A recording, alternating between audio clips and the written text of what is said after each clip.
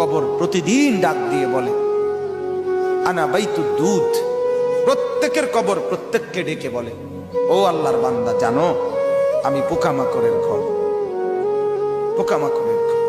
তুমি তো সেই বান্দা যে একটা মশা কানের পাশ দিয়ে উড়ে গেলে তোমার ঘুম বন্ধ হয়ে যায়, চোখ মিলে যায়।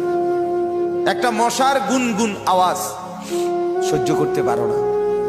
একবার কয়েল, একবার অ্যারোসোল, একবার মশারি, এরপরও তুমি চাও যে একটা মশাও যেন আমার কানের কাছে গুনগুন না করে।